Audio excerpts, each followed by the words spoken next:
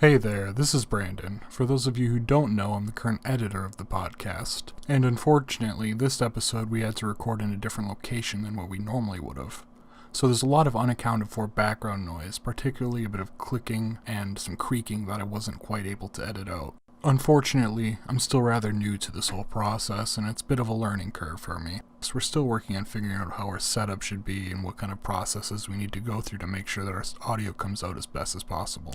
So what you can expect is the more episodes we wind up getting through, the less of these little audio hiccups we'll be having as we kind of figure out how we're supposed to be doing this. With that said, let's get back to the episode, and thanks for listening. Hi, I'm Jake. I'm Travis. And I'm Brandon. And welcome to Like Ridge Radio. We are on the final podcast for the main story of Ultra Sun and Ultra Moon. Yeah, we are going to be covering up through the Aether Foundation and up to the Elite Four. Sorry about not getting an episode out recently. I've been pretty busy with work and the holiday season.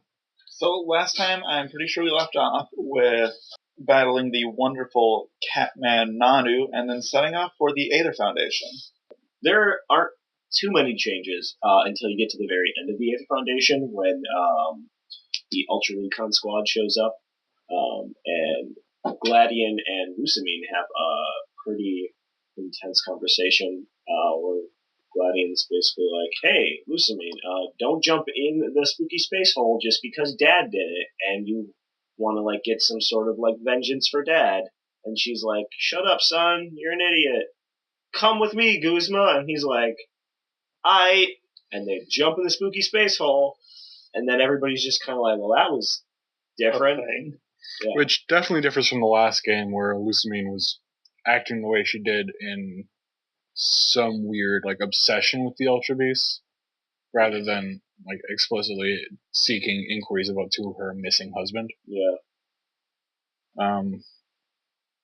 It makes Lusamine less of an evil character and just kind of more of a one-track mind character in this. Yeah, which I don't know if I necessarily like. I'm not as big a fan of that. Like, I don't like the change in Lusamine's character, but, like, going back to, I'm pretty sure I mentioned in one of the earlier podcasts, that I had heard a lot of people who make Pokemon-related content on the internet saying they did not like Guzma's, like, change of motivation, which, I mean, we're up to the end of the game. I do not see a single change in motivation. He still wants to just be recognized by Lusamine as a strong trainer. Lusamine's motivations have changed, but Guzma's haven't. So I don't know what that was about.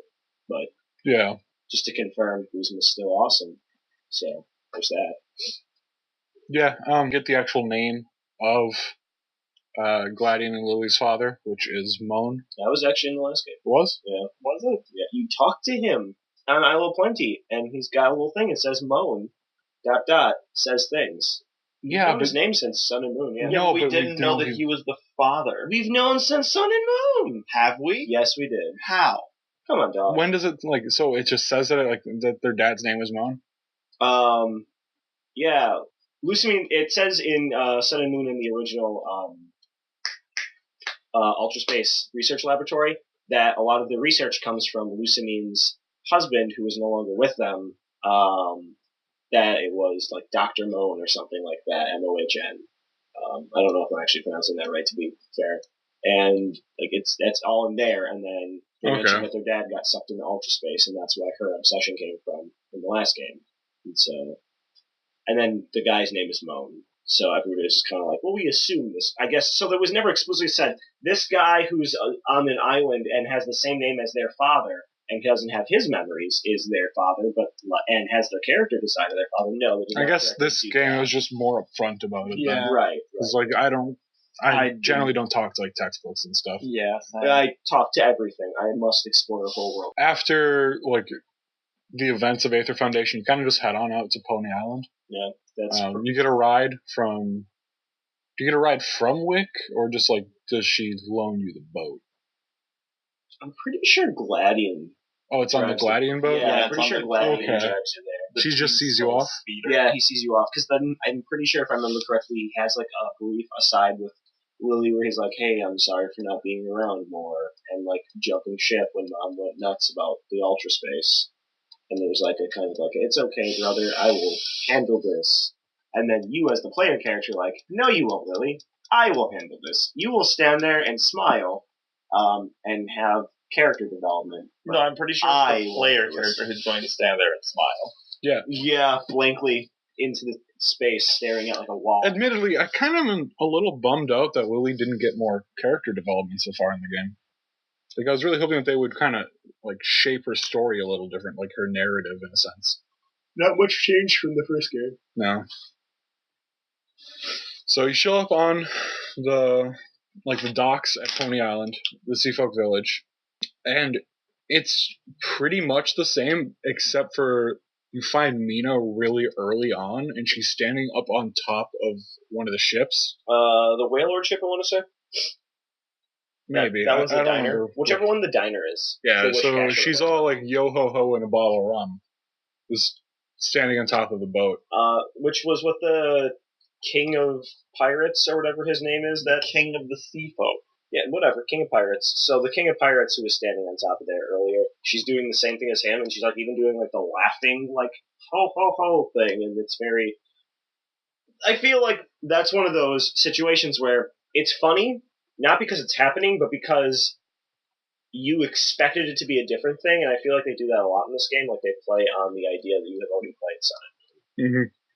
So, just wanted to mention that in there. Mantine surfing exists on Pony Island. Mantine surfing's a thing? Who does that? I do. Oh, no. So to keep you updated on the exploits, I hated this one. I hated it so much. It took me a long time to get the high score. Does that mean you got the surfing Pikachu? Yeah. Hey, Lurch got the surfing Pikachu, and we all know I'm not getting any surfing Pikachus. I'm getting the surfing Pikachu. Yeah, so, like, the problem with this one is, I just feel like, so it's a very long track. The, like, obstacles are, it's, like, exponentially grew from the last couple. Like, I'm sure if you plot it out, it almost represents something exponential with how fast it grows between, like, the 3 islands after the first. And I could barely do the first one, so I'm probably gonna not do any of the other ones. Also, I just hated it. I still do. Yeah, so because it takes so long now, too, like, if you hit, like, 3 or 4 obstacles, you're basically done. And, like, because you can't just, like, click start, restart, run or something, it really just breaks your spirit if you're bad at it, like I am. Yeah, like, I'm bad at it, but I'm persistent. So, I wound up figuring out, like, the rhythm to really get going at it. Yeah. And, like, then I was, like, trying to soft reset. I'm like, oh boy, I made, like, a cool VGC surfing Raichu. Boy howdy. And then I realized surf hits my own team members. And I just took the next one I could get. Yeah. It comes with a gold bottle cap, which is nice. So then you're sent on your way to go find Hapu, who is yet to be a kahuna, but spoiler alert, will be, just like in the previous game. And on your way to go do that, you get stopped by the best wall you could ever find. A wall of squats. A squatting wall of grunts. Wasn't the squatting wall grunt the first game? Yes, too? I'm not. That doesn't matter. It's still here, and it's important because Flumeri is there, and they have the same dialogue where she explains to you, like, for the second time, that Lusamine is the only adult who ever actually gave a crap about Kuzma and, like, told him he wasn't a total piece of garbage. And it's like, wow, that's still depressing. And then you feel bad for Guzma, because he's a good boy. Classic Guzma. Classic Guzma. Classic Guzmeria. poor abused Guzma. Yeah, and I'm super happy about this. Guzmeria gives you Poisonium Z. I think it's Poisonium Z. Yep. Which I then use to basically just win the rest of the game. So the whole Hapu thing ends up happening more or less the same way. Yep. Knock, knock, knock. Hey, Tapu Fini, can I be the kahuna? Tapu Fini says, Yeah. so cool. And then Hapu's like, dope. And then you gotta go to the the flute place, Executor Island. Yeah, you have to go find the flute hut. Yeah, so It's Flute Hut. yeah. Like, for whatever reason, that just like reminds me of how Lieutenant Surge says Ten Hut. Lieutenant Hut, That's very different. Lieutenant Hut. That's it is, but yeah, association. So there were some small changes on Executor Island. Turns out the Executor I don't know if I'd call them small changes. Like, it's an entire event. I mean, yeah, but Pinsir's not exactly a big Pokemon. I don't know, he's like 4 feet tall. He got big old chompers. For a bug, he's pretty large. Yeah, but compared to the Executor, he's pretty small. They're attacking for Executor. Yeah, I know. They're giving him a hard time. Like I was saying, they've got a really bad Pinsir It's like some infestation. lion and thorn stuff. Thorn's too small for the lion to get rid of. And so you I'm just little going to call mouse you self. out as looking up how to find a prism scale in Ultra Sun and Ultra Moon right now while we're recording the podcast so you can get a goddamn Milotic. That's not quite right, actually. Uh-huh. I was checking to see if I could find whether it was still on Executor Island in this game. So Was it on notice? Executor? Yeah, in the last one. I thought it was post-game. No, you could get 2 of them. One post game and one on Executor Island. Also, So I'm looking it up on Bulbapedia. Fishing in Maligard. Yeah, so I'm checking out to see. Therapy. I don't know if I missed it or. We love you, Jill. You're a good guy. Ultrasound, Keeping that Cerebi all nice and updated for us. Like Cerebi. Yeah, I was right. It's not on Executor Island this time. Oh, where is it? Like Where's that? I'm pretty sure it's one of the surf spots. Is it? Maybe. Yeah, that's why I was looking it up because I remember looking around the island and not finding it, which is a bit of a bummer because that's where I was hoping to try and get a Milotic, but Unfortunate. yeah, I done flubbed that fish chance. So anyways, after you save the Executor, right? Yep. From the Pinsers. They elevator you on up to the flute, and you get the flute. And then go to the Altar of the Moon. And when you get there, everything looks like it's going to be just fine. You're going to get to do the whole resuscitation thing. Well, I'd like to take a quick stop before that. You do have to go through the Vast Pony Canyon. Do you want to talk about that right now? I guess right now is probably the best time. Yeah, you go through the Vast Pony Canyon, and in there is a character that people have been really excited about. So since, or some people I've seen at least talking about it. So since Gen 5, I believe, we've been getting like hikers that reference the next, or not hikers rather, backpackers that reference the next generation. And in Gen 5, we got a backpacker that spoke French. In Gen 6, we had a backpacker who gave you the mysterious totem thing, referencing Gen 7. And then in this generation, we have a hiker who tells Backpacker.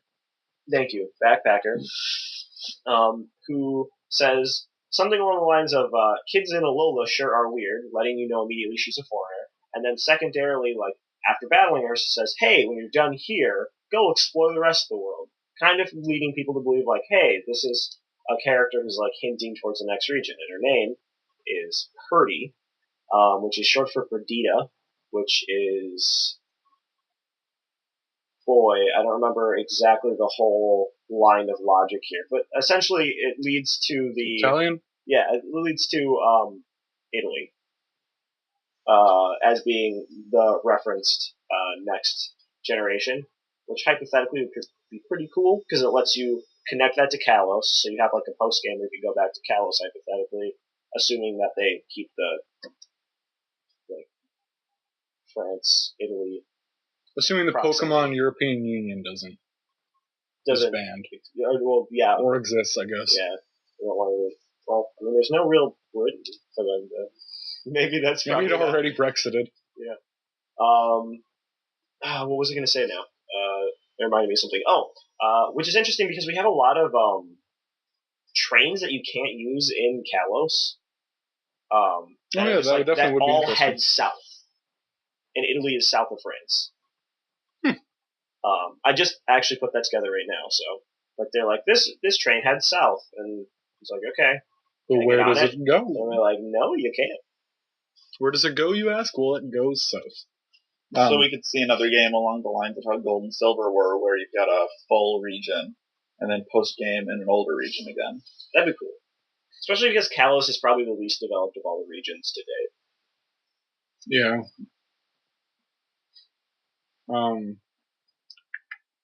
So, just off the off chance that it is Italy, we do have the possibility for Venice, which was pointed out to me, as I'm a big fan of water, and I am loves himself some not water. that big fan of streets. but I do like water streets. Well, I mean, you can't get hit by a car in Venice. You I can. mean, you can, it's but, like, just very difficult. It's probably difficult. Like somebody just drops a Mini Cooper on you from the sky. Yeah. I can't imagine Italy drives anything except Mini Coopers, by the way. It's kind of racist, but probably I don't accurate. think it's racist. I think it's stereotypical, maybe, but I'm pretty sure that's due to film and cinema. That's the same thing. To film telling me, like this, the Italians only drive the small cars. Film is more cultured than cinema. I don't know if I agree with that. I feel like cinema is actually probably a more cultured way to say that. In the comments below, argue over this for us. If they're listening to this on iTunes, there's not going to be comments below, right? Yeah, absolutely. I keep forgetting that we don't just do this on YouTube. But the idea of the Venice city seems really cool to me because it kind of reminds me of Pokemon Heroes. Pokemon Heroes with the Latias and Latios movie, which if they could either just directly lift that city, which I'd be totally okay with, or reference that city by making there be a natural history museum there that has the fossil restoration center.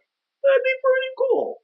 And even do a Latios event kind of thing. Even if it's not in the game, do that as a mystery gift type deal, like we used to do in Gen 4. Yeah. That was definitely a thing. I'm pretty sure they ended with Gen 4. No, Gen 5 did it too with the Victini event. Mm-hmm. Oh, and I guess we have if you bring Volcanion to the Omega Ruby and Alpha Sapphire TV studio, they reference Brandon from the... Did you guys never do this? No. You both look at me like I'm insane. I never got a Volcanion. I never got a Volcanion. You seem to forget that you're the only one of us who has a living dex. Yeah, I am. But also, I thought you guys got the event. No. No. I missed the cutoff. Likewise. By 2 days. They'll probably throw it around again within the next 2 years. But yeah, in Omega Ruby and Alpha Sapphire, if you bring Volcanion to the TV station. Thank you, Travis. If you bring it to the TV station, they'll play a clip of a documentary that Brandon, the guy from the Battle Frontier, was exploring and looking for new legendaries, which seems to be his shtick because he's got all the Reggies, right? Yeah. Yeah. So and I'm pretty sure in the anime he had an Articuno. I don't know. I didn't watch too carefully during that era, but now we can go back because hey kids, did you know Disney bought the rights to all of the old Pokemon shows, episodes, and are now able to stream it on some Disney website or another. I don't know which one. Look it up. Disney owns everything. They maybe own everything. They own 40% of everything. They maybe own 40% of everything. I mean, even if they only get part of the Marvels. This is a real deep cut here, guys, so sorry about this. Just bear with us. But even if Disney only the purchase is being challenged in court. Yeah, no, that's what I'm saying. Even if they get that, it'll still only be 40% of stuff, but geez, they still own a lot even if they don't get that. Because it's only part of the Marvel Cinematic Universe, they're only getting half of all Marvel characters. And while it's a lot, they still already own a bunch of stuff. Yeah. Back to Pokemon now, kids. So these two are all hyped up about Venice. I'm more excited about Sicily.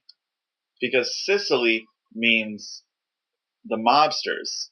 Which means... Well, see, okay, I'm sorry. Me assuming Mini Coopers was racist, but you being Sicily is the mafia, and that's not right. Come on, Travis. You know what they say, never challenge a Sicilian when death is on the line. Is that from something? That's from the Princess Bride. Princess Bride. I have still never seen that movie. That's f***ed up. No, you see, I'm going from You Godfather. leave that in. I'm going from the lore of the Godfather movies, where you could not be a made man in the mafias of those movies unless you were from Sicily. Sure. And I mean, it'd be cool to find out that that's where Giovanni's from. That's where I'm getting at. Yeah, is we'll be able to see Giovanni's family Okay, that's in cool. I like that. Sicily. I know in In Pokemon Sicily. Yes, in Pokemon Sicily. No, but I know in they were only essentially radio plays that they did in Japan. Giovanni's mom is actually the person who started Team Rocket, and her name was Madame Boss. That's what all they refer to her. So is Giovanni's name Giovanni Boss? I think Madame Boss is just kind of like how they call Guzma, like, ya boy. It's like a title. Please save our boy. I'd like his full name to really be Boss Giovanni. His first name is Boss, last name Like Don Giovanni. That's a famous thing. Wow, I couldn't remember the word I was looking for there. But yeah, no. Other than that, other really cool ideas for an Italian-based Pokemon region. Pokemon Pope, just the Pokemon Vatican. Church of Arceus. I was gonna say, I think that'd be a really kind of cool thing to do. Just have like an Arceus event. Like, you have to imagine how crazy that hat would be. I would love to go to Pokemon Rome.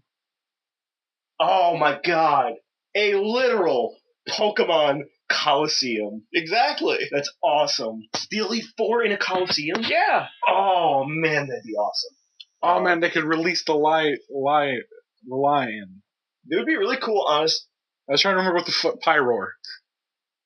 They could release the Pyroar. Yeah. Or Incineroar, because it's like a Tiger Man. Oh my god, and he's also a wrestler. Gladiator Incineroar, like, fighting a Pyroar. Yeah. That's pretty good. And then, like, they lead 4 guys up in there, it's just the thumb up, thumb down.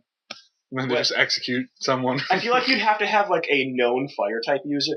Blaine. Just have Blaine, like, sitting there in a toga with, like, his stupid sunglasses, like, because they're 2 fire types, too, so be like, you know, the thumb. I realize I'm doing the thumb thing, and obviously this isn't a video, so there's that. But just imagine Blaine from good old Kanto, Cinnabar Island, and then later Seafoam Island, if you remember the events of Pokemon Gen 2, doing the thumb thing. It's beautiful. Basically, I mean, we've already...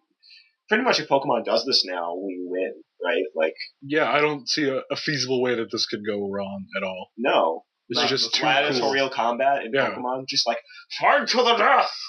Mm-hmm. Did you know that Magikarp can't use any TMs? Is this a yes or no question? This is all poorly worded, but I'm assuming yes? You got it! You don't have to battle the trainer! Go to the next one! And then I battle the trainer anyways. Yeah, and it's going to be really good, because if it is a Coliseum, and we are dealing with Sicilians, we do have the Princess Bride quote, which means that it will be difficult and hopefully post-game material. And also, we could have a Mario cameo. Yeah. No. Yeah, you can be like, wahoo! And you can like jump on your Squirtle and it'll die. I was thinking of Well, no. What I'm thinking is you just do battle against a trainer named Mario, like a plumber. Yeah, you could battle against plumbers, Mario and Luigi, and they've got a couple of Breelooms, and they fight against you with them. That'd be a cool cameo. Yeah, that's what I mean. Well, I don't think you'd do Breloom. I think you'd have one have a Shroomish and one have a shiny Shroomish, because shiny Shroomish is like reddish color, like a reddish orange color. Something, but yeah, the possibility is there. A Breloom and a Shinta. You cannot pronounce Shiinotic. You pronounce it different each time, and it sounds awful every time. I like more Morellos. Morels? Morels. Is that how it's supposed to be pronounced? It's spelled Morel, like the mushroom, and then with an extra UL. I thought it was Morlul. But yeah, it likely is reference to lull being to lull to sleep. Yeah. But it's also based off of the Morel. So mushrooms, yeah. But I just kind of love like Japan's obsession with mushrooms, and like all the mushroom Pokemon are just good designs, like Parasect, Morlul, Mungus, Breloom. I love Breloom. You kind of gave me a look like you're not going to forget Breloom, Mario. No, I'm not going to forget Breloom. I think one of my favorite, like, I don't really like a whole lot of those Pokemon, like, alternate species or whatever isms where they're like, this is a variant on what the Pokemon would look like in real life. But, like, I've seen a couple of them where it's, like, different forms of mushrooms for Breloom, like Death Cat mushrooms and, like, glowing blue mushrooms, and it all looks pretty cool. We did a real hard... just cut into possible... Yeah, we got really into that, so maybe we'll do a good old-fashioned episode, like a big episode later or something. I'm sure one of our later episodes will discuss places we'd like to see the Pokemon franchise go. For sure. But let's take a hard right back into what actually exists. Oh boy, Ultra Space! Surfing on your cat or bat is terrible, and I hate it. It's also not your cat or bat. You're borrowing it. Oh, that's right. You can change it back after you do it. And I did, because So before you went in, who here set the controls to the joystick? I did, because I knew about it. Because I saw a complaint from a lot of people who were reviewing the game saying, this is terrible, and then they corrected themselves afterwards, like, oh, it's actually not that bad because you can change the joystick. You guys didn't. Also, you guys cut me off earlier because of there being more stuff to do with Executor Island and stuff like that, but before you go in Ultra Space, Guzma falls out of Ultra Space, boom, he's basically dead, he's not, but he's like, Lands on his face. Yeah, lands on his face, and then Lusamine lands on top of him, and she's like, run, that thing's a monster. And then Krozma pops out and is like, ta-da, I am the Crystal Man. And your newly summoned bat friend, or cat friend if you're playing the other game, is like, yo, let's fight. And then they just kind of do some like Dragon Ball Z, like, stuff. And then Necrozma just like pins the bat to the ground and then absorbs him. He drinks him like Cell. He basically does the Cell thing. Yes. This was very Dragon Ball Z. This is Pokeball Z. This is Pokeball Z. See, Pokemon X and Y, this is our Z version then. Oh, yeah. There we go. No, it's not. There's barely anything having to do with Zygarde in this game. But yeah, so like, Necrozma absorbs him, then is like, back to the future space, and then he zips off. And then you climb on the Ultra Recon squads. Yeah. So, Legendary. if you had to suffer through with motion controls, we have sympathy for you. They do. I don't. I wasn't going to do that. It is terrible. It is awkward. It's pretty bad. You're swinging your system around, like, accidentally, whoosh, whoosh. It's really unresponsive. It's really unresponsive. It feels awkward. Like, if it was on the Switch, it might work better. I don't even think so. I like the motion controls. No, yeah, I would say with the just thinking back to... I literally think the way they programmed it was just sloppy. Oh, yeah, that's what I felt like. That's fair. Well, I mean, this is the first time Pokemon's really done anything like that since the Pikachu surfing minigame in Yellow version, to be fair. Like, Pokemon usually doesn't do, like, any coordination-based things. So, this was newer for that group of people, as far as I'm aware. But yeah, it was trash. If you need to know how to switch it, you can go to the Aether Foundation building, and it's not actually, because remember we had this you. Oh, it's the Interdimensional Research Squad. Nope, not there either. Nope, you got to go to the Game Freak HQ and talk to the guy who's dressed as an Aether Foundation member. Yep, in the bottom left corner. Well, it's in the same building as one of them. Yes, yeah. Yeah, and he's in a really bad split pace too, where if you just walk like how you naturally walk to avoid obstacles, he won't actually appear on your screen. Yeah, you have to go in the bottom left. You have to go back and around a table to even see him. And then he tells you the classified information that there's actually 2 control systems for Ultra Space. It's classified. We should have probably just told you this from the get-go so you didn't get frustrated, but it's classified. Yeah, so the basic mechanics of going through Ultra Space, so you have to hit these gold rings, which will provide you a set amount of inertia or speed or get you faster. If you hit these blue static balls, they'll give you the get fast stuff. Yeah, you got to Sonic the Hedgehog through those rings. You'll flip the switch on your NOS tank, and then your cat will go faster. Yep. You've got to play Superman 64, but not horrible. So after you kind of navigate through, there's a couple different color wormholes and with different patterns around them. You have to try and get to the white one eventually, which will get you to Ultra Megapolis. I assume that this is also a little hard for people who are colorblind. Now that I think about it. Yeah. The only person we know who's actually colorblind hasn't gotten this far in the game even remotely. So we'll ask him when he gets to that point and then report back to you guys. We probably won't remember to actually report back to you guys, but I'll lie to you right now and tell you that we'll report back to you guys. Yeah. So if you wind up hitting too many of these somehow electrified balls of something in space, you'll wind up losing your momentum and you'll just drift to the nearest wormhole after a little while. So you have to kind of maintain a high speed, avoid the blue, and go wherever you need to go. Do we actually know what Ultra Space actually is? It's different dimensions, correct? It's Ultra Space. Yeah, but Super Space. Yeah. So it's not space, it's dimension. Like you're dimension hopping. Kinda. That's Okay. like the implication. Yeah. Okay. I'm just wondering because in a lot of Pokemon stuff there is a lot of like talk about Pokemon that travel through different dimensions. Like specifically Haunter was one of the ones I remember as a kid hearing about a lot. That Haunter travels through different dimensions, so it's just interesting. When you finally manage to find the white wormhole, you pop out and you're in Megapolis. And you meet the opposite game's recon squad members.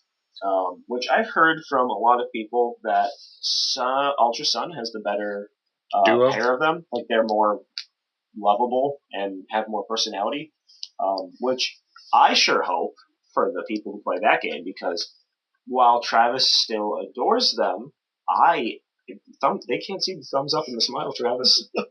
But while Travis still adores them, I just did not care for the Ultra Recon squad all the way through this. Like they just did not matter to me. Like they weren't bad, just they could have been there, they couldn't have been there, and it wouldn't have been any different. Oh, I loved them. I thought they were adorable. That's all. We do get to fight Big Bad Necrozma once we get there. How did that battle go for you guys? It had a super effective hit for everything on my team. It had a super effective hit for everything on my team. You know what's funny about that is, so like, if anybody in this world has ever heard of a Pokemon by the name of Alolan-Muk'd, you'll know that Alolan-Muk'd is basically the best thing since sliced bread. And something was messed up in the UI because it did not even try to use a neutral damage attack against me. Necrozma just kept trying to use psychic moves against my dark-type Monk. And so I hit Crunch, and then I hit Crunch again, and it won. The way I managed winning it was I sent out Toxapex to use Toxic. It lived with like 3 HP off the first attack, and I just Which is Protect. impressive.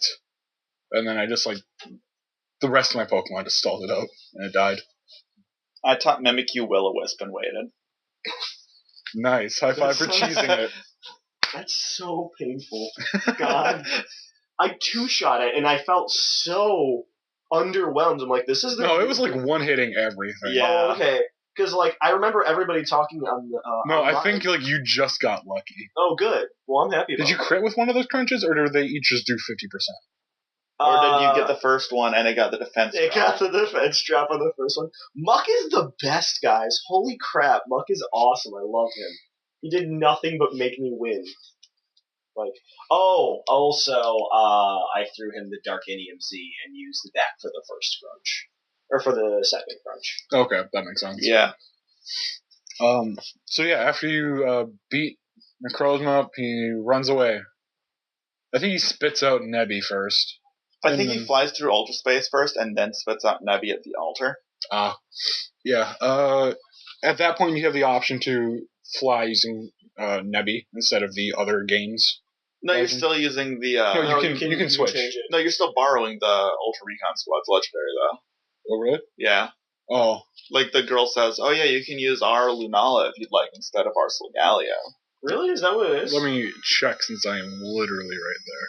I might as well talk about a little bit about the next bit since this is where I've been doing stuff for the past 2 weeks. Yeah, you can pick up Poipole now. So I've been soft resetting for a shiny Poipole. To I guess phrase it better, I've been trying to get a Poipole that isn't, because it looks really cool when it's all white. And gold and stuff, yeah. I'm not as big a fan of Shine. Naganadel? It's not bad looking, but I don't know. I think I like the purple better on it. I don't know off the top of my head, and I'll look into it later. I'm our resident biologist, and I should know this, but largely, as far as I'm aware, every single one of the Ultra Beasts are based off of an invasive species in Hawaii. And I want to say they are some type of fruit wasp that they are referencing, but I will look into it and give you extra something on that. If I remember correctly, for example, mosquitoes are an invasive species that don't normally exist on Hawaii, and that's the deal with Buzzwole. Thank you, Buzzwole. Cockroaches are Pheromosa. Cockroaches are Pheromosa. Moon jellyfish are Jellyfish. Or Space Lily. Yeah. I mean, yeah, Nihilego. But yeah, so I'll figure out what their deal is. Bamboo, I think, is actually also an invasive species. Like, it grows like a weed there. For some form Bamboo of it. grows so fast. It does. So what's Sakataka? Buildings. I was gonna say people, yeah. That was my joke. And, I don't think that's a joke. I think that's actually what it is. no, I do too. Oh, man. And then UV Burst is clowns. I was gonna say white people. No, there's just too many clowns. Too many clowns. Especially, like, right when it came out. I appreciate God, that I you hate also clowns didn't know what so its much. name was. Blacephalon. UV Burst. UB Burst. Blacephalon. Burst boy. As in blasting. It is their Lunala and their Sigaleo, I just checked. And then you leave. And then you leave. You click a text box, and then you're back on the altar of the moon or sun. God dang. Omega Ruby and Alpha Sapphire started doing that, and I can't lie to you, I love it. I don't want to walk all the way back. Don't make me walk all the way back. Let me press a button and go back so I can continue with the actual part of the game that isn't backtracking. So you know how you make me want to stop playing a game? Make me backtrack 30 times. Mm-hmm. There's a couple, like a cutscene once you get back, kind of explaining what's going on with everyone, what they're doing. Everybody goes their separate ways. And then you kind of just head back and you can start Nina's trial. Mm-hmm. Which starts off, like, you battle her in her home, like, next to all her art supplies and stuff. How the battle go, like, it... Wait, do you battle her? You battle her first, right? Yes. And then eventually, after that, you battle the totem Pokemon? Yeah. So I can just describe this entire, like, sequence of every single Pokemon, or every single player who I battled. Alolan-Muk'd, Alolan-Muk'd, Alolan-Muk'd, Alolan-Muk'd, Alolan-Muk'd. I just killed everything with Alolan-Muk'd. Toxapex is kind of the same for me, just less innate killing and more cheese. Oh, man. I had Gengar kill everything. That's good. Yeah, see? There's a poison type oil. So, yeah, just some fairy Pokemon. Beat them up. You have the totem fight with a Totem Rabombe. No. That's after you get the full flower. Oh, okay. So after you beat Mina, she gives you a flower petal, and she's like, complete the flower petal. Oh, yep, that makes sense. Go talk to Ilma. Here's a flower petal. And beat Ilma, gives you a flower petal. Then you go ahead and you find Lana and Mallow hanging out, sniffing mushrooms in the forest, which, I mean, that's totally not a drug reference Pokemon. Seems a little bit much, but hey, who cares? Yeah, and then you fight Lana. You fight Lana. After that, you Lana go and Mallow both give you their petals, and then you go to hit up Kiawe. He's not there. But you know who is? Our boy Hiker Dave. First, he asked if you remember him, and you have a couple options. Do you remember what they are? I believe they are the Suspicious Hiker. I don't remember the second option, but I know the third option was the best hiker. Yeah, which is obviously the correct choice. Do any of us know what happens if you pick a different choice? No. Why would you? Well, you don't pick a different choice. There's 3 choices. They're all false. All right? The only real choice is he's the best hiker. I'll get back to this on next week when I buy the other game and play through it. You're going to play through the entire game in 1 week? Yeah. You couldn't even get through the last island in 4! Yeah, did you know that everything one-shots and all Ghost Team in this game? Excuses! Valid excuse. So anyway, you wind up like chatting with him a little bit. Then Kiawe shows up. You fight Kiawe. Then Hiker Dave gets so riled up, he jumps in. And then you fight Hiker Dave, and you're like, sorry, I just had to bust a move. And Kiawe tries to pass the torch on to Hiker Dave to become the new trial captain, and Hiker Dave's like, no. Hiker Dave just has too much music in his soul for that stuff. He just wants to dance. He just wants to dance. It reminds me of the old Pikachu short, Just Wanna Dance, from the Hoenn region era, where it's like Meowth. And he's got the weird dance baton and there's the Whismur. Don't remember that. Oh man, I'll have to show it to you sometime. Some good stuff. I think it's off the Jirachi movie.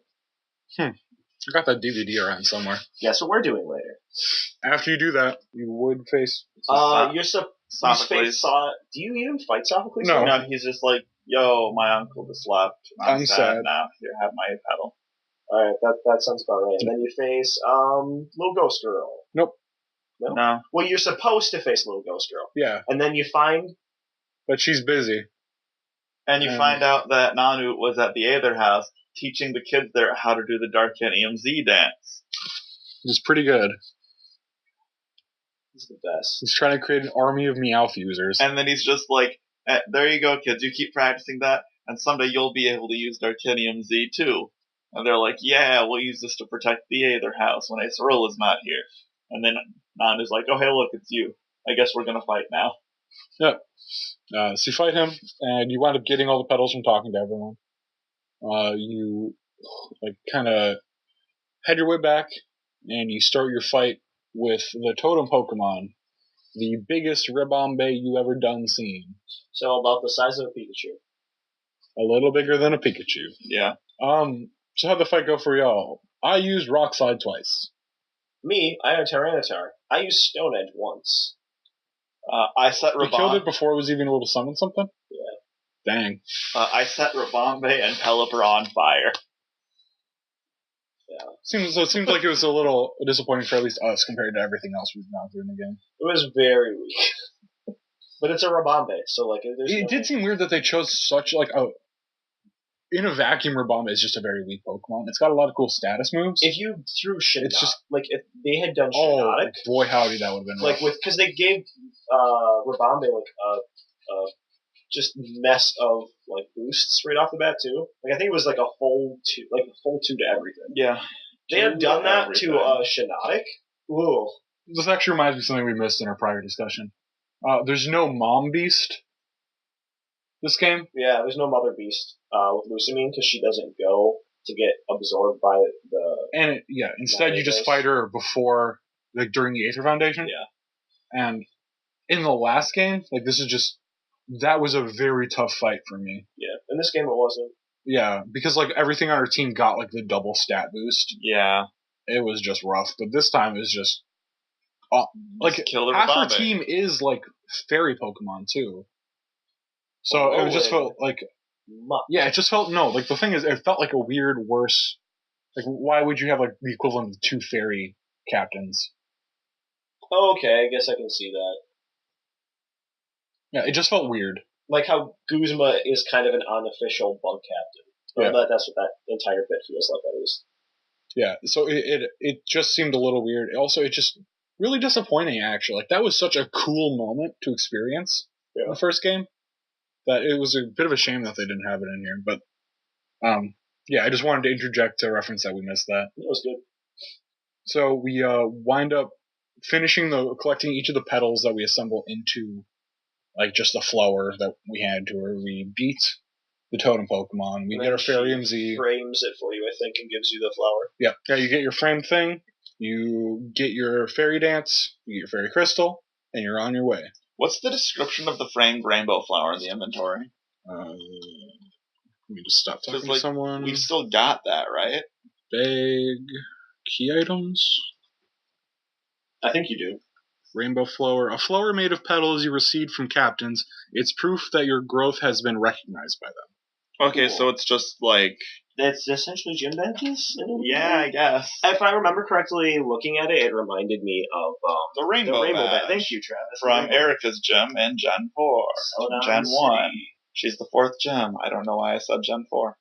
Yeah, so what happens once we start leaving the fishing village? As we're leaving, we encounter the Kahuna for Pony Island, who, if you don't remember, is Hapu. What? Yeah, it's really weird. She's still the Kahuna. So then we do need to still battle the Kahuna so we can get that last stamp in our book, which will let us go do the final battle against all the Kahunas according to Alola tradition. So we all battle Hapu. How'd that go for you guys? I have a half water team, pretty easily. I had a Venusaur, and it just drank every single one of her Pokemon. I had a Mimikyu. Which meant? I just used Mimikyu. It's a strong Pokemon. Okay. You say it like it's like a thing, though. Like, I had Mimikyu. I had a type advantage. I didn't have a type advantage. No, but you it just just had set a good things Pokemon. on fire, and her entire team is physical attackers. Yeah, no, that's fair. It's silly. Victory Road felt really short. Compared to the last game, it was significantly longer. In general, as compared to every other game, it's still short. Oh, I guess yeah. it's because it's kind of paired with the vast Pony Canyon in the way it's supposed to feel. Is there even a Victory Road in Kalos? Oh, there is. It's just forgettable. Yeah. It's just some heat wars and stuff. Super forgettable. The Victory Road. What else? Gladion is a glad lad with no dad. That's right. Yeah, when you walk up, like Gladion actually starts smiling and seeming happy. He smiles a lot more in this game, and it's kind of a good thing. Well, it's not just kind of. It's a good thing. It's just kind of unsettling based on what we know from the previous game and how we're expecting it.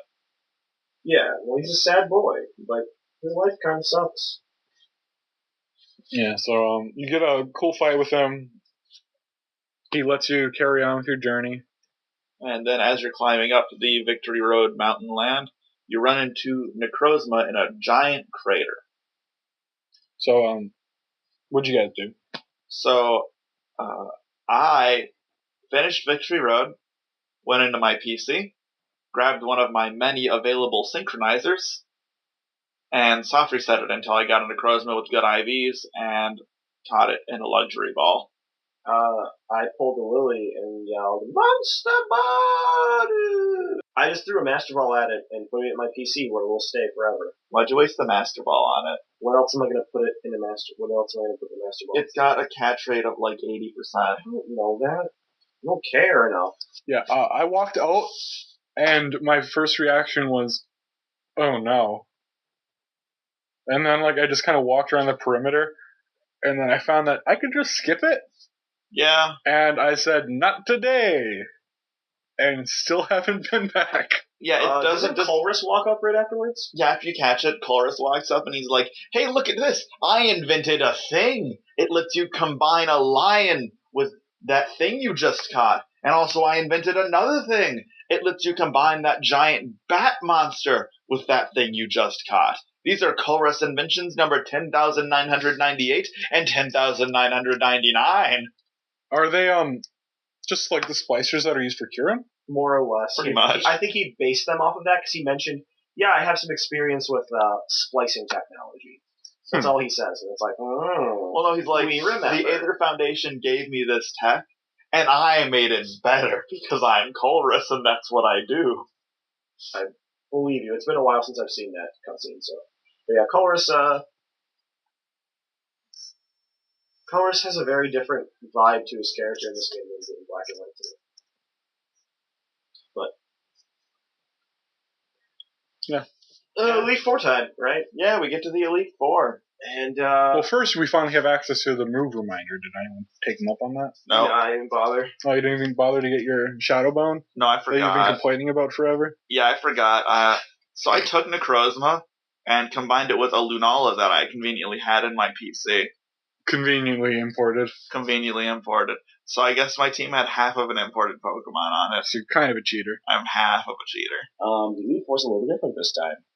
Instead of Holla, who's going to holla at you and make you holla. A holla back girl. He's a holla back girl. Yeah, instead of Holla, this time we get an Elite Four that is half weak against Earthquake. Malone. You get Malone. That's his replacement. The Steel type, uncle of, Sophocles. and best buddy of Kukui. And friend to the Masked Royal. And he has really weird hair. Like, I didn't notice it until I Those saw are his it. 5 definable characteristics. Like, I didn't notice how weird his hair is until I saw it in battle, and, like, the camera did the whole zoomy thing all over the place, and it zoomed in on, like, the back of his head. But, man, his hair is, like, freaky looking. His hidden sixth characteristic is bolo tie. Yeah, that one you have to unlock. By looking at him. Yeah. Yeah, no, all these battles are incredibly easy. Yeah.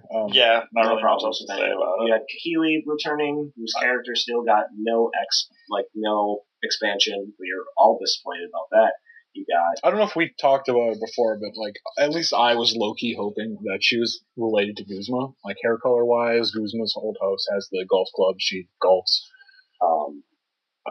Like, there's a decent amount of, like, theory to, like, that, too. Because, like, they both do the squat thing. Yeah. During battles.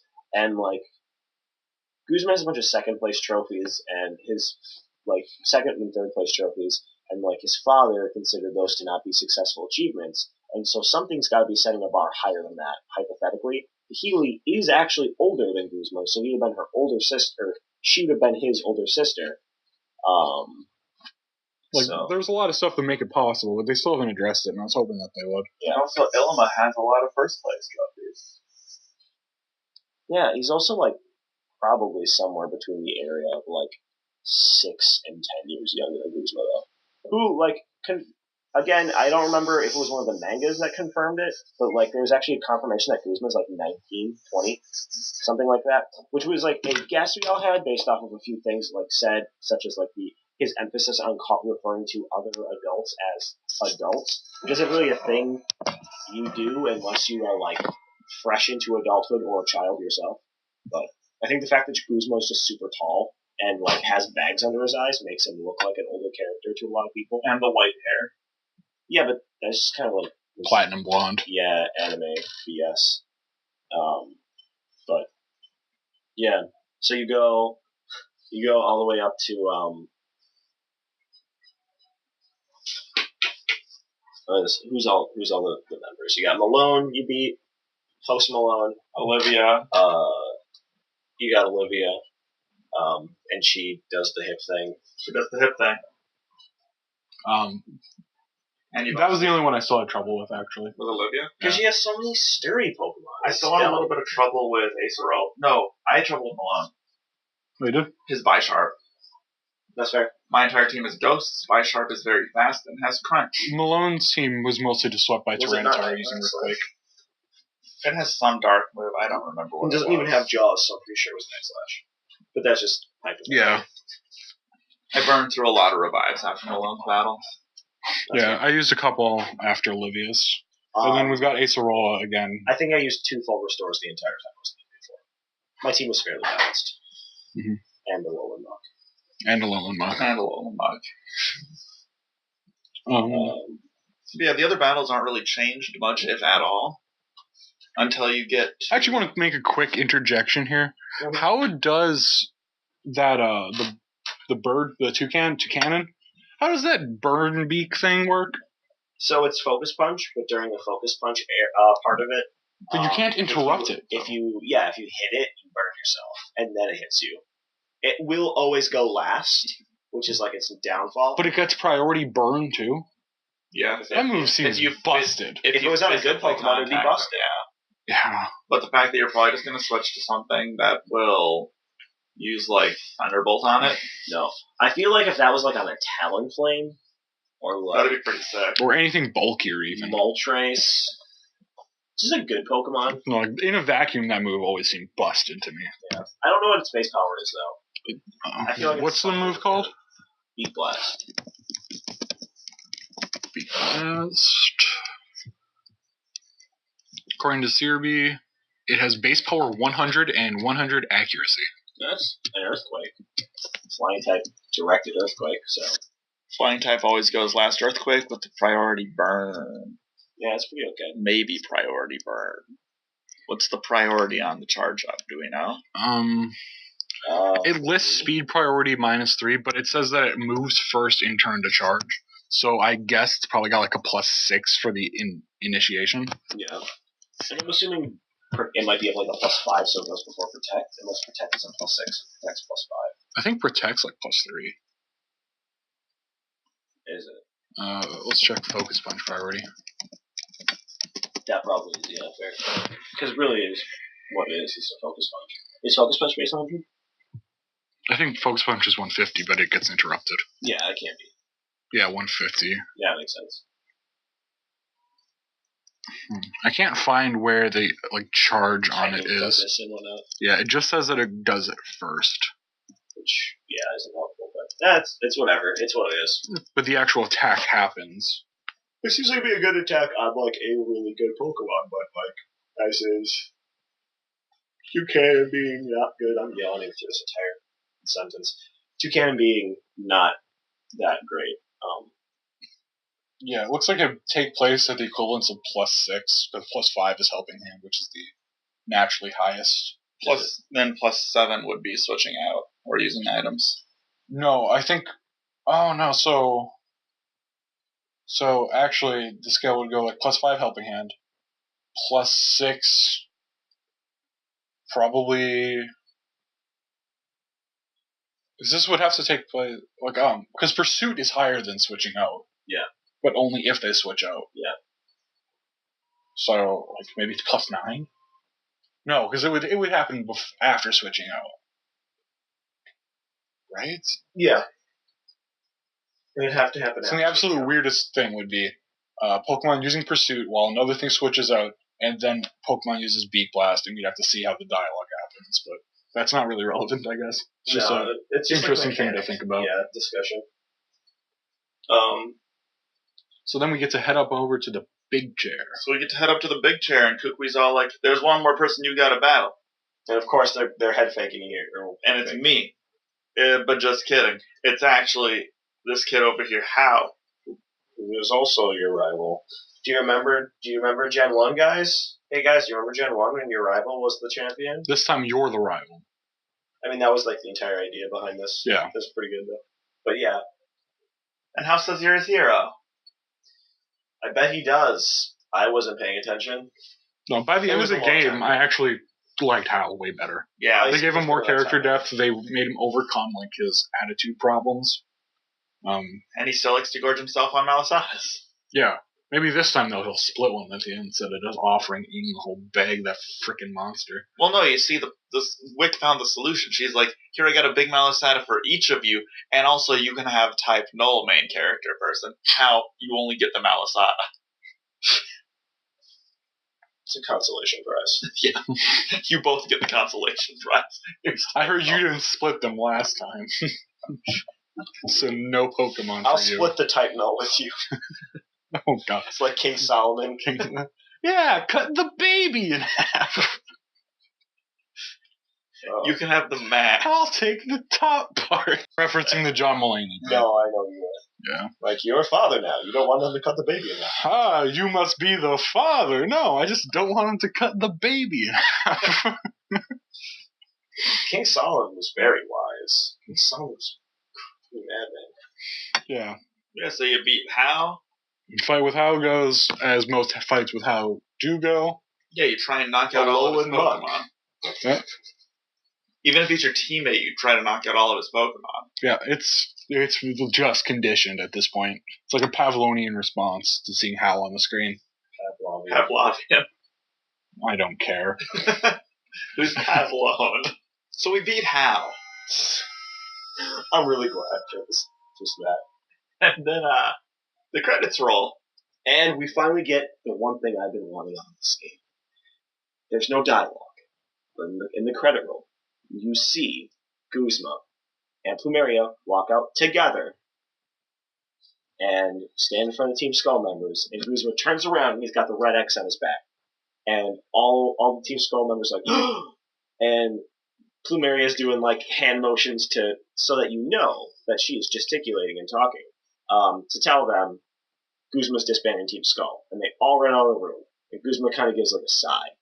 And then they all run back into the room wearing just punk outfits. And then all do the Team Skull thing.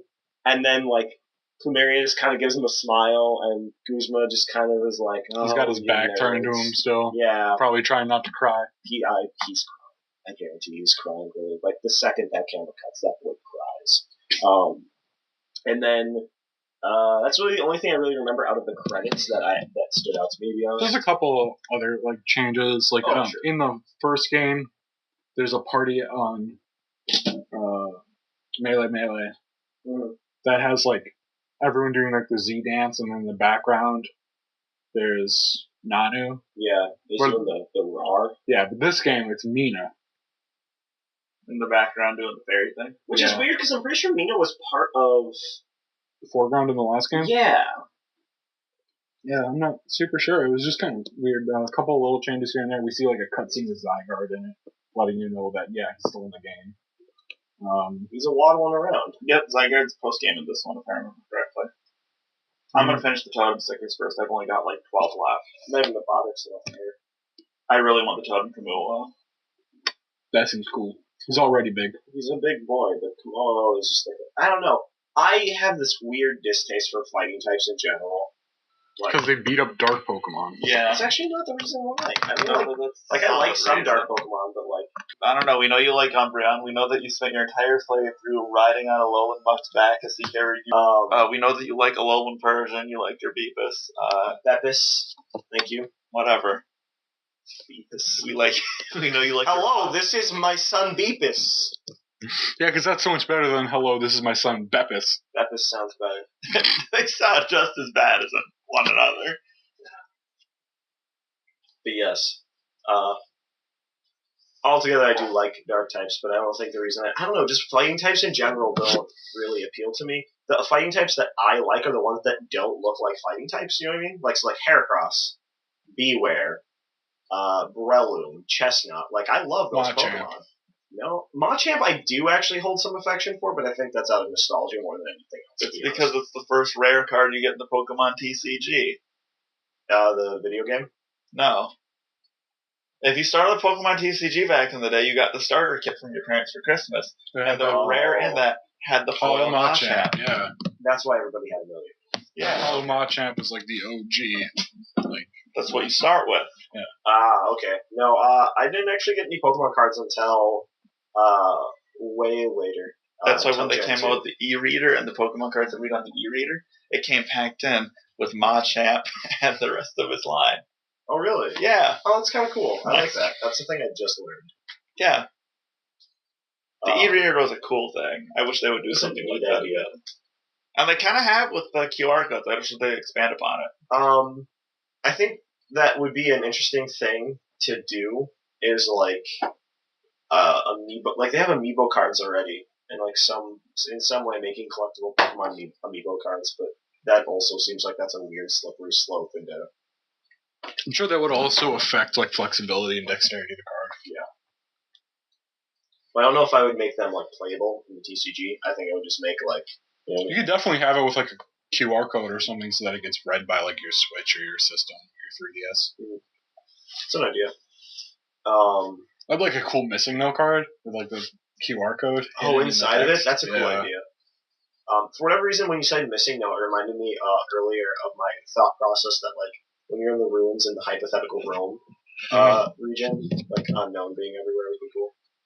Just like as like a basic stick. Anyways, that doesn't really matter. So, final thoughts on the main storyline. How do you guys feel about it? I enjoyed it. I thought it wrapped itself up decently well. From my perspective, the pacing was way better. Downside, content seemed to be lacking. Like there was a lot of improvements for some characters, but for the most part, most of the characters seemed like they changed them in a way that wasn't necessarily for the better. I'm talking like Lana, Lusamine, some of the other trial captains. It was really only Lana and Lusamine that I noticed any major changes in that I didn't like. How Gladion, on the other hand, became better characters. Yeah, characters like Gladion and let's see who else. Nanu. Gladion, How, Nanu. Yeah, Nanu got exceptionally better. Then there were like some weird shifts that I don't know if I really like the direction, like with Mina. I'm just kind of neutral on it because Mina didn't have honestly much character before. No, but like Mina still had like at least like not much character, but there was a section of growth where she kind of accepts that she has a duty to fill. Yeah, like just nihilistic acceptance of fact, more or less. I don't think it's quite nihilistic. Yeah. It's more like she just didn't think she really should have done anything. It's like apathy turning into acceptance. Yeah, that's fair. It's like there was a lot of switches and changes. The overall narrative of like Ultra Space and why, like, and how like Lusamine interacted with it. I feel like they cut a lot and they added it in weird places, and it felt like there's a lot of positives and negatives to this game, and I don't know if it's necessarily better. If I were to pick one to play through for the story, I would pick the originals. Same. If I would pick one to play through for the gameplay, I'd pick the Ultra versions. Like, just the Ultra versions have more Pokemon, there's more stuff to it, and I like that. It's going to be the game that, if you're going to be doing, your Nuzlocke run-throughs and stuff like that of it, you're going to want to choose Ultra Sun and Ultra Blue because of how much. It's still probably the definitive version. Yeah, definitely. Sure. I feel like I'd honestly rather just play through the Ultra versions in either case. Really?